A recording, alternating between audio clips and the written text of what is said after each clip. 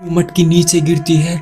उससे गिरते ही एकदम से खतरनाक आवाज आती है और वो हाथ में एक छोटा सा लालटेन था जो कि जल रहा था और धीमी धीमी रोशनी दे रहा था। जैसे उसके साथ कोई फर्जीवाड़ा हुआ है। हालांकि उसके साथ फर्जीवाड़ा होना कोई नई बात नहीं थी, क्योंकि उसकी लाइफ में ये नॉर्मल चल रहा था।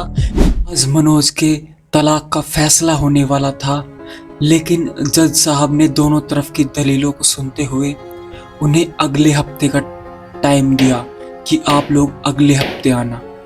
अब मनोज वहां से अपने आंखों में आंसू छिपाते हुए कोर्ट रूम से ही बाहर निकल जाता है।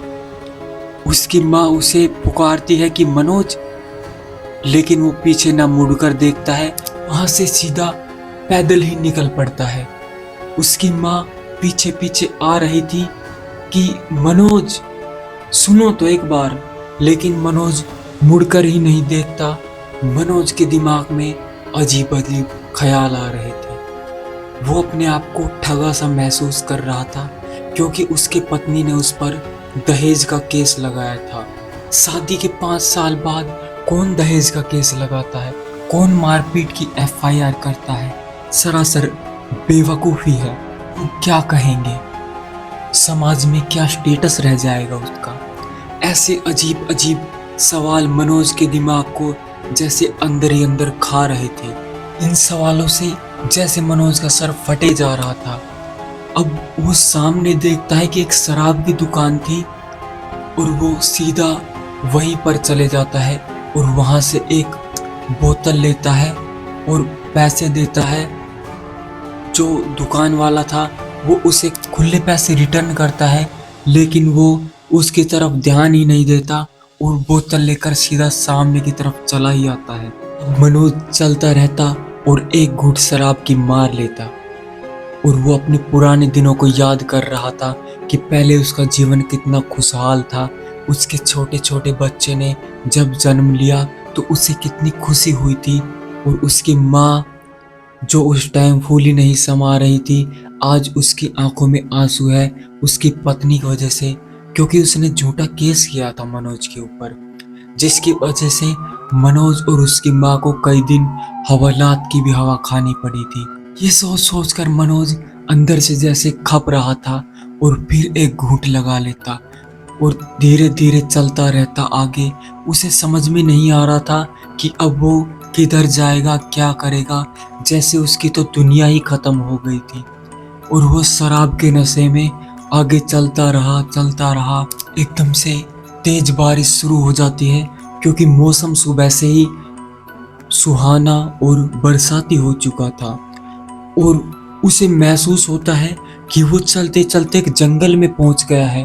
अब वो बारिश से बचने के लिए इधर उधर भागता है, क्योंकि उसे नशा भी हो चुका था। और बारिश की बूंदें जैसे ही उसके ऊपर गिरती है, धीरे धीरे उसका नशा भी कम हो रहा था और वो बारिश से अपने आप को बचाने के लिए देखता है कि सामने एक पुरानी हवेली थी, जो कि लग रहा था जैसे काफी दिनों से बंद पड़ी है, ना ही रंग पेंट हो रहा था, एकदम पुराने खंडर टाइप। उसका मेन गेट लोहे का पूरी तरह से जंग खा रहा था, जैसे मालिक ने इसे ऐसे ही बेदखल करके छोड़ दिया हो। अब मनोज उसे धक्का मार के जैसे ही खोलता है तो उसकी आवाज बहुत दूर तक जाती है। मनोज के कपड़े तो भीग ही गए थे। अब वो भागकर अंदर हवेली की तरफ जाता है। जो हवेली का अंदर का मेन लकड़ी का दरवाजा था वो भी जैसे सदियों पुराना था, और मनोज उसे धक्का मार के जैसे ही खोलता है, उसकी आवाज जो लोहे का गेट था उससे भी बहुत ही तेज और भयानक डरावनी थी। मनोज एक बार तो जैसे सहम ही गया। अंदर से जैसे धीमी धीमी रोशनी आ रही थी। उसे ऐसा लगा कि शायद अंदर कोई है, और ऐसे किसी के घर में अंदर जाना सही नहीं है। वो अंदर की तरफ जैसे दरवाजे को खटखटाता है और बोलता है, क्या कोई अंदर है? मैं अंदर आ सकता हूं? लेकिन अंदर से कोई आवाज नहीं आई।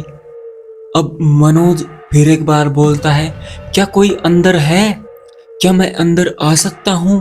तभी एक आवाज आती है कि हाँ, तुम अंदर आ सकते हो। आवाज से ऐसा लग रहा था जैसे कोई बुजुर्ग हो, एकदम वृद्धावस्था में। मनोज अपने कपड़ों को थोड़ा झटकाते हुए अंदर की तरफ जाता है। पूरी हवेली में अंधेरा था, लेकिन एक छोटे से कमरे से जैसे रोशनी बाहर आ रही थी। जैसे उसे लगा कि जो आवाज आई है उस छोटे से कमरे से ही आई है। वो उसकी तरफ जाता है। उससे पहले ही एक आवाज आती है कि पहले कपड़े बदल लो, तुम्हारे कपड़े भीग चुके हैं। कुछ बोलता है कि कहाँ है कपड़े, यहाँ तो कुछ भी दिखाई नहीं दे रहा। उसे फिर आवाज आती है कि वो साइड में जो अलमारी है उसमें कपड़े रखे हैं, उसमें से कपड़े पहन लो। अब मनोज अलमारी की तरफ देखता है, जैसे अलमारी भी सदियों पुरानी थी, जैसे वो उस हवेली के साथ ही बनी हो। वो उसे जैसे ही खोलता है, उसके अंदर काफी जोड़ी नए कपड़े रखे थे, लेकिन उनके डिजाइनों से देखकर पता लग रहा था जैसे ये भी बहुत पुराने हैं, जैसे काफी दिनों से ये किसी ने पहने नहीं है। हो सकता है ये मेरा इंतजार कर रहा हो, ये कपड़े मेरे लिए हों। मनोज के दिमाग में ऐसे अजीब अजीब ख्याल आ रहे थे। अब वो कपड़े वहीं पर ही चेंज कर लेता है और जो अपने भीगे हुए कपड़े थे वो अलमारी के साइड में लगे हुए हैंगर पे टांग देता है। अब सोच रहा था कि अब ये सूख जाएंगे तभी इनको पहन लूंगा। मनोज कपड़े पहनकर एकदम रेडी था और वो उस व्यक्ति से मिलना चाहता था जिसने उसे अपने घर में आश्रय दिया, पहनने के लिए कपड़े दिए। तो वो कहता है कि आप किधर हो? तो सामने से आवाज आती है कि तुम्हें रात काटनी है, तुम यहाँ पर रुक सकते हो। तो मनोज थोड़ी दबी सी आवाज में बोलता है कि मुझे भूख लगी है, क्या मुझे खाने के लिए थोड़ा खाना मिल सकता है? आज मैंने सुबह से कुछ नहीं खाया, थोड़ी घर परिवार की भी टेंशन है मुझे। तो सामने से एक बहुत ही डरावनी आवाज आती है कि तुमने तो आज ही खाना नहीं खाया, मैं तो काफी दिनों से भूखा हूँ, मुझे तो किसी ने खाना नहीं दिया। और आवाज इतनी खतरनाक थी कि मनोज एकदम से, उसे उम्मीद नहीं थी कि सामने से कोई ऐसी आवाज आएगी। उसका जो दिल था वो एकदम से दहल उठा और वो एकदम से वहां से भागने की कोशिश करता है। उसे लग रहा था कि शायद उसके साथ कुछ गलत हो रहा है। वो हवेली से जैसे ही भागने की कोशिश करता है, उसका दरवाजा एकदम से बंद हो जाता है और मनोज उधर ही चक्कर काट रहा था, कभी इधर कभी उधर। उसे लग रहा था कि शायद आज तो मौत पक्का है। लोग बोलते भी हैं कि पुरानी हवेली में कभी नहीं जाना चाहिए, पता नहीं कब क्या वहां पर मिल जाए। मनोज के दिमाग में ऐसे अजीब अजीब सवाल आने लगे, लेकिन उसे सामने कुछ दिखाई नहीं दे रहा था। अभी फिर आवाज आती है कि तुम इतना डर क्यों रहे हो? मैं कौन सा तुम्हें खा जाऊंगा, तुम्हें खाना ही तो खाना है। वहां पर जो पीतल की छोटी सी मटकी रखी है, तुम उसमें से खा लेना, उसमें ताजा खाना रखा है। और मनोज का जैसे जो अंदर का डर था वो धीरे धीरे थोड़ा कम होने लगा कि नहीं, वो कोई सामान्य आदमी है लेकिन अंदर है, उसके पास खाना भी है। अब मनोज के फिर दिमाग में कुछ अजीब चल रहा था और वो उस टेबल के पास जाता है जिस पर वो पीतल की छोटी सी मटकी रखी थी।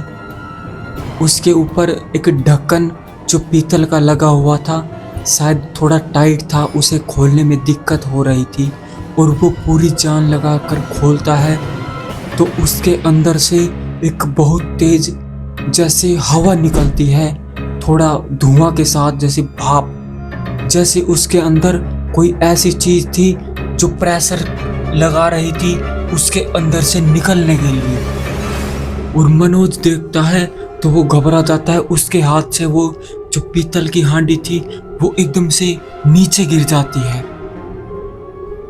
और वो फिर घबरा जाता है और वो बोलता है कि इसमें तो कुछ नहीं है, मुझे तो ये खाली दिखाई दे रही है। मटकी नीचे गिरती है, उससे गिरते ही एकदम से खतरनाक आवाज आती है।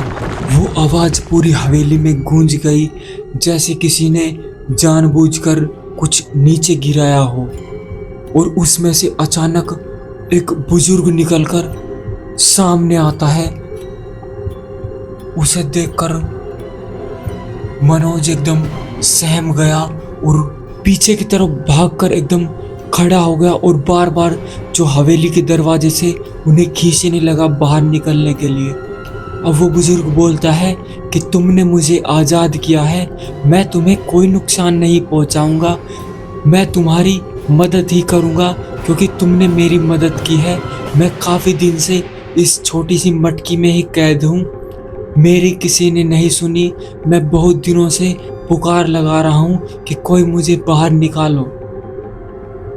अब मनोज उसकी तरफ देखता है तो एक बुजुर्ग हाथ में एक छोटा सा लालटेन था जो कि जल रहा था और धीमी धीमी रोशनी दे रहा था, क्योंकि वो जो अंदर से लाइट आ रही थी वो तो एकदम से जैसे गायब ही हो गई थी, जैसे वो एक भ्रम था उसका कि अंदर कोई है, जो कुछ है वो ये सामने ही है।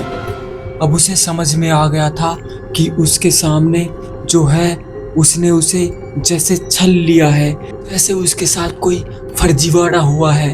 हालांकि उसके साथ फर्जीवाड़ा होना कोई नई बात नहीं थी क्योंकि उसकी लाइफ में ये नॉर्मल चल रहा था, लेकिन अब उसके साथ जो हो रहा था वो उससे भी एक अलग लेवल का था। ये सोचकर मनोज और भी ज़्यादा डर रहा था कि शायद उसकी ज़िंदगी का आज आखिरी दिन है। लेकिन वो बुजुर्ग था, वो उसे बार बार बोल रहा था कि मैं तुम्हें कोई नुकसान नहीं पहुंचाऊंगा। लेकिन मनोज एक ही बात सोच रहा था कि इन चीज़ों का क्या भरोसा, कब हमला कर दे। ये सोचकर वो बार बार हवेली के दरवाजे को पीट रहा था ताकि कोई बाहर आवाज़ सुन ले और उसके ऊपर रहम खाकर उस दरवाजे को खोल ले ताकि उसकी आज जान बच जाए। लेकिन वो बुजुर्ग उसके पास ही आ जाता है और उसके कंधे पर हाथ रख के बोलता है कि मैं तुम्हें बार बार बोल रहा हूँ, मैं तुम्हें कोई नुकसान नहीं पहुँचाऊँगा, मैं तुम्हारे जैसा ही एक साधारण और शरीफ इंसान था।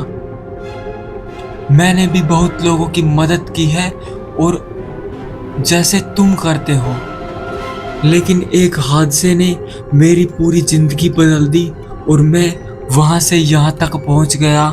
एक आलीशान बंगले से लेकर एक छोटी सी मटकी में पहुँच गया।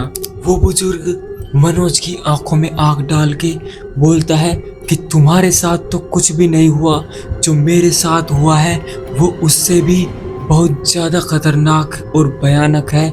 मैंने तो वो दिन देखे हैं जो तुम सपने में सोच भी नहीं सकते। मैं कहाँ से कहाँ पहुँच गया।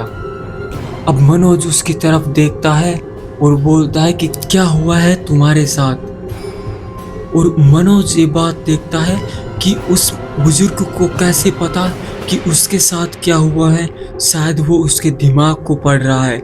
मनोज ऐसा अंदाज़ा लगाने लगा और फिर बोलता है कि क्या हुआ है तुम्हारे साथ, मुझे भी बताओ ताकि मैं तुम्हारे दुख को भी साझा कर सकूं। अब वो बुजुर्ग बताता है कि पहले मैं इस हवेली का मालिक था और इस हवेली में अपने परिवार के साथ रहता था। मेरा एक लड़का था जो कि पढ़ने लिखने में अच्छा था और पढ़ लिख कर मैंने उसे विदेश में भेज दिया। मेरा बेटा कभी विदेश से वापस ही नहीं लौटा और ना ही कभी उसने मेरी खोज खबर ली और मेरी यही बीमारी के चलते मौत हो गई और मेरी रूह यहीं अंदर हवेली में भटकती रही। तो मनोज थोड़ा दुख दिखाते हुए बोलता है कि फिर क्या हुआ आपके साथ। अब वो बुजुर्ग बोलता है कि मैं अपनी आत्मा को आज़ाद और तृप्त करने के लिए आने जाने वालों से आवाज़ लगाता कि कोई तो मुझे इस ब्रह्मजाल से, इस मोहमाया से मुक्त कर दो ताकि मैं भी इन सब चीज़ों को छोड़कर आज़ाद हो जाऊं। लेकिन ऐसा कोई भी नहीं आया। अचानक एक दिन एक लड़की यहाँ पर घूमने के लिए आती है। वो कोई जर्नलिस्ट वगैरह थी और वो जैसे ही हवेली में अंदर आती है मैं उस पर अपना काबू पा लेता हूँ। मैं चाहता था कि वो लड़की मुझे आज़ाद कर दे, लेकिन वो लड़की यहाँ से डर के भाग जाती है और मेरी आत्मा अपनी आज़ादी के लिए उस लड़की के पीछे पीछे ही उसके घर पर पहुँच जाती है और मैंने उस लड़की पर अपना कब्जा कर लिया था। यही मेरे जो आगे होने वाले जितने भी क्रियाक्रम को संपन्न करे। लेकिन जैसे ही उस लड़की के घर वालों को इस बारे में पता चलता है कि उस लड़की के अंदर कोई है, तो वो एक तांत्रिक को बुलाते हैं। तांत्रिक अपने तंत्र मंत्र से उस लड़की को मुझसे छुटकारा दिला देता है। मैंने उस तांत्रिक को भी बहुत बार बोला कि तुम मुझे आज़ाद कर दो। मेरा उद्देश्य इस लड़की को परेशान करना नहीं था। मैं तो सिर्फ यही चाहता था कि किसी कारण मैं इस जो मोह माया है उससे छुटकारा पा लूं, कि लड़की मेरे यहाँ से जाने का जरिया बन जाए। लेकिन उस तांत्रिक ने मेरी एक ना सुनी और मुझे इस छोटी सी पीतल की मटकी में कैद करके यहीं पर ही रख गया और मैं काफ़ी सालों से यहीं अंदर ही भटक रहा हूँ। तो मनोज को काफ़ी बुरा लगा कि उसके साथ ऐसा हुआ, तो वो बोलता है कि कोई बात नहीं, मैं आपको आज़ादी दिलाऊंगा। मैं आपका जो अंतिम संस्कार और क्रियाक्रम है वो मैं करूँगा। तो वो बोलता है कि अगर कोई पुत्र अपने पिता का अंतिम संस्कार करता है तो उसे पिता द्वारा दी गई जमीन जायदाद या उसे वारिस बनाया जाता है। मैं तुम्हें ऐसा तो नहीं कर सकता क्योंकि ये पहले से ही मेरे बेटे के नाम है, लेकिन अगर इसके अलावा तुम कुछ मुझसे चाहते हो तो तुम मुझे बता सकते हो। अब मनोज उसे बोलता है कि वैसे तो मुझे कुछ नहीं चाहिए, लेकिन मैं अपने घर परिवार के होने वाले कलेश से बहुत परेशान हूँ। क्या तुम इसमें मेरी कोई मदद कर सकते हो? वो बुजुर्ग बोलता है कि मैं कोशिश करूँगा, जितना अच्छा मुझसे हो सकेगा मैं उतना ही अच्छा करने की कोशिश करूँगा। तो बोलता है कि ठीक है, जैसा आप सही समझो। अब मनोज बोलता है कि ठीक है, जैसा आप सही समझो। और मनोज वहाँ से जैसे ही बाहर की तरफ देखता है तो बारिश रुक चुकी थी और सुबह भी हो चुकी थी। अब वो वहीं पड़ोस के एक गांव में जाता है और किसी से पूछता है क्या यहाँ पर कोई पंडित है जो हवन करवा सके। तो कई लोगों से पूछने के बाद उसे एक पता बताता है कि यहाँ सामने ही एक घर है, तुम वहाँ चले जाओ। अब मनोज उसके पास जाता है और बोलता है कि मुझे एक हवन करवाना है, अंतिम संस्कार की जो क्रियाक्रम है उसको संपन्न करवाना है। तो वो बोलता है कि ठीक है। वो जो पंडित है वो मनोज के साथ साथ चले जाता है और उस हवेली को देखकर वो पंडित बोलता है कि तुम्हें इस हवेली में करवाना है? क्या तुमने ये खरीद ली है? क्या तुम इसके रहने वाले हो? क्या तुम उस बुजुर्ग के बेटे हो जो यहाँ पर भूत बनकर लोगों को परेशान करता है? तो मनोज बोलता है कि हाँ, मैं उसका ही बेटा हूँ। तो बोलता है कि तुम कितने दुर्भाग्यशाली हो, तुम अपने पिता के अंतिम क्षणों में भी उसके पास नहीं थे। अब मनोज उसे बोलता भी तो क्या बोलता। अब वो बोलता है कि मुझसे गलती हुई है, इसलिए मैं उसकी उस गलती का पश्चाताप करना चाहता हूँ। आप हवन की तैयारी कीजिए। अब पंडित जी जैसे ही हवन की तैयारी करते हैं, जो मनोज था उसे वो बुजुर्ग दिखाई दे रहा था, लेकिन पंडित जी को कोई भी दिखाई नहीं दे रहा था। अब हवन की तैयारियां चलती हैं और वो बुजुर्ग उसके पास ही खड़ा था। अब जैसे ही हवन संपन्न होता है तो वो बुजुर्ग वहां से जैसे गायब हो जाता है। अब हवन संपन्न करवाने के बाद वो पंडित जी को दक्षिणा देकर वहां से निकल जाता है। अब वो अपने घर पे ही सीधा जाता है। वहां देखता है कि उसकी माँ भी घर पर नहीं थी, पत्नी तो उसकी काफी दिन पहले ही घर छोड़कर जा चुकी थी। अब वो पड़ोस वालों से पूछता है तो वो बताते हैं कि तुम्हारी माँ तो कोर्ट गई है, आज तुम्हारे फैसले का अंतिम दिन है, जो फैसला तुम्हारा कोर्ट में चल रहा है। अब मनोज बोलता है कि कल तो मैं कोर्ट में गया था और फैसला तो अगले हफ्ते था, लेकिन वो बताता है कि कल की बात नहीं है, वो वो पिछले हफ्ते की बात है, उन बातों को 1 हफ्ता हो चुका है। तो वो बहुत जल्दी में सीधा कोर्ट रूम में जाता है और जैसे सभी उसी का इंतजार कर रहे थे। जो जज साहब है वो उन्हें तलाक देने से पहले 5 मिनट बोलते हैं कि तुम 5 मिनट एक दूसरे से बात कर लो, क्योंकि इसके बाद तुम्हारी जिंदगी बदलने वाली है। जो तुम्हारी जीवन की परिस्थिति है वो भी चेंज हो जाएगी। तुम्हें अभी सोचने में सिर्फ 5 मिनट है। अगर तुम इन 5 मिनट में जो भी तुम्हारा फैसला होगा वही ही मैं मान्य कर दूंगा। अगर तुम्हें तलाक ही करना है तो तलाक, नहीं तो अगर तुम रहना चाहते हो तो अभी भी पहले वाली परिस्थिति हो सकती है। अब तुम देख लो। अब वो दोनों थोड़ी देर एक दूसरे की तरफ देखते हैं और मनोज अपनी पत्नी से बोलता है कि शायद कहीं ना कहीं मेरी ही गलती है जिसकी वजह से हम इस परिस्थिति में पहुंच गए। अब मनोज की पत्नी उसकी तरफ देखती है और बोलती है कि इसमें तुम्हारी नहीं, कहीं ना कहीं मेरी ही गलती है। अगर मैं अपने परिवार को सही ढंग से संभालती और कार्य ढंग से करती सभी, तो आज हम यहाँ नहीं खड़े होते।